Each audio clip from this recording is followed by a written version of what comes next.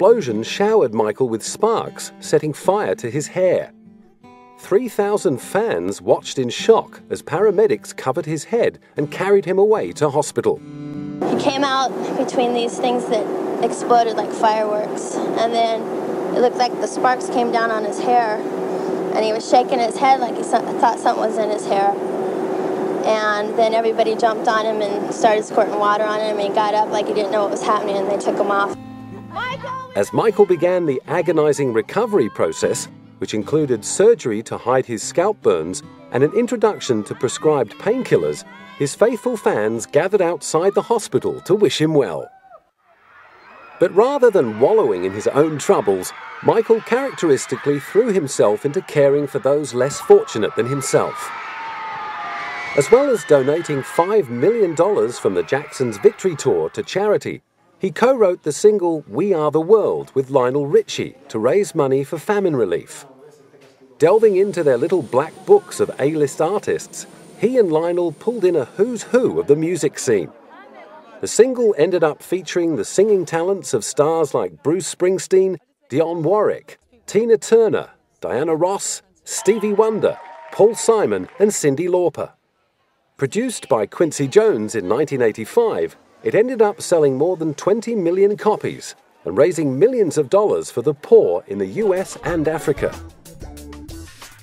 Around the same time, Michael was engaged in a well-publicized battle to buy a catalogue of songs by the Beatles that had come up for sale the previous year. Rumours abounded that Michael's aggressive bid had caused a rift with his old friend Paul McCartney, with whom he'd recorded the hits The Girl Is Mine and Say Say Say.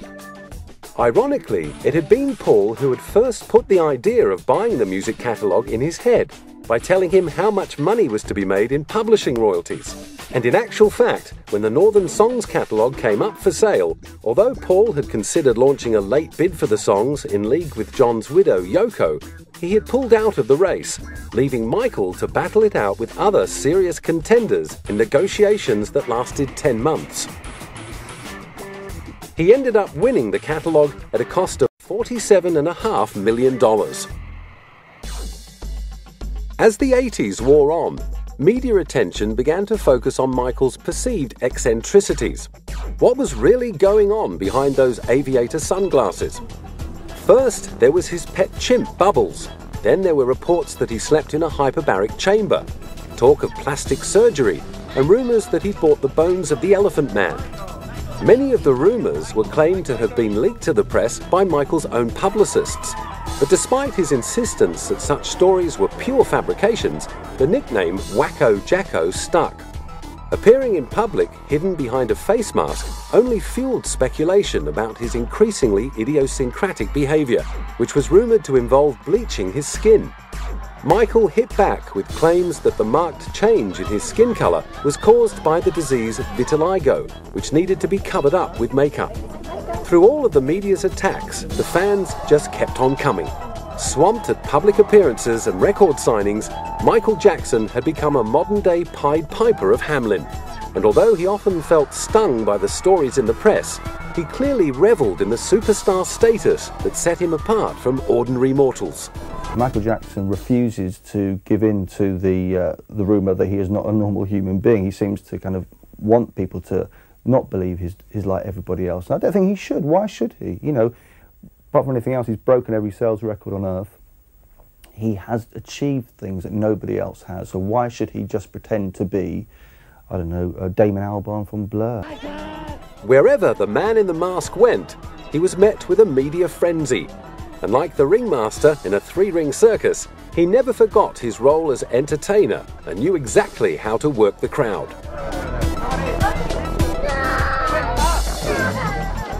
Whether popping in to share an intimate photo opportunity with children at a local hospital, making a dash for the limo in front of the paparazzi, or entertaining his beloved fans from the roof of his hotel building, the King of Pop never failed to turn on the charm.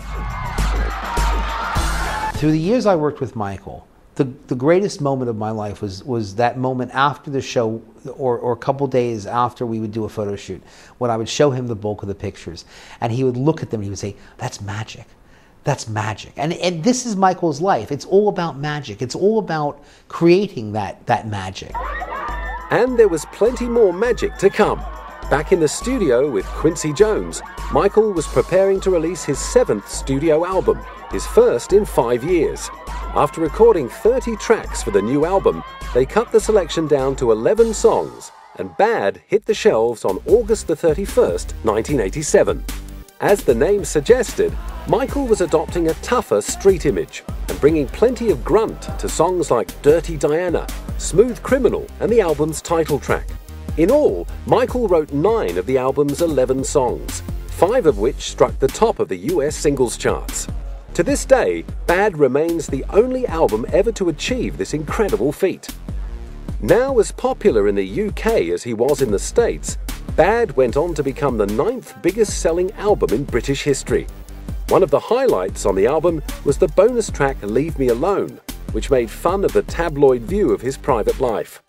The video, directed by Jim Blashfield, won the Grammy Award for Best Video and an MTV Music Award.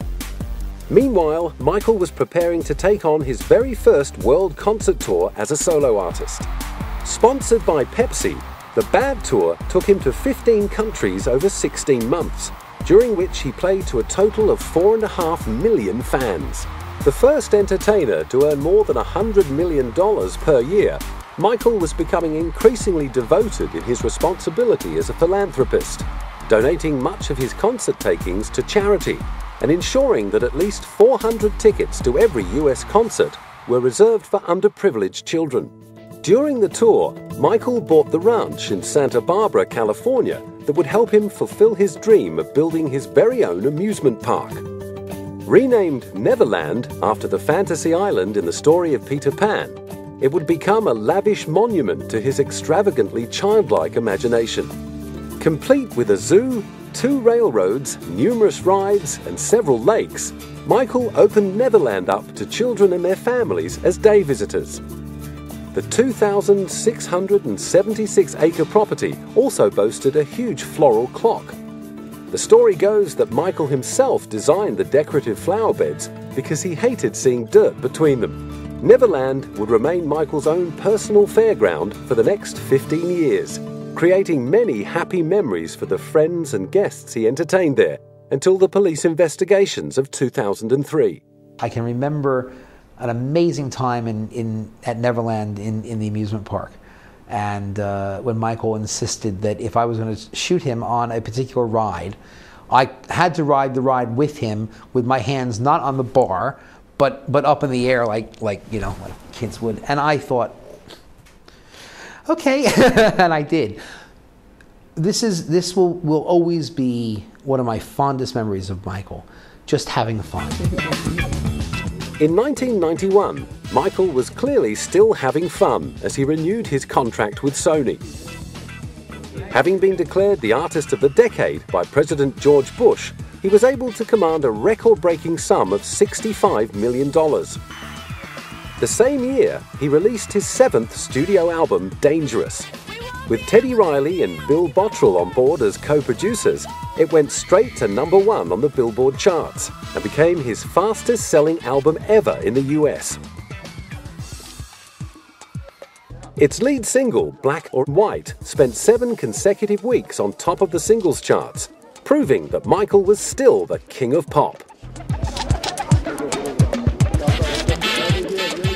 Meanwhile, in the UK and Europe, the album's biggest-selling single ended up being the charity anthem Heal the World, which also became the name of the charitable foundation Michael set up in 1992. To heal the world, we must start by healing our children. Today, we come bearing gifts for the children of war-torn Sarajevo.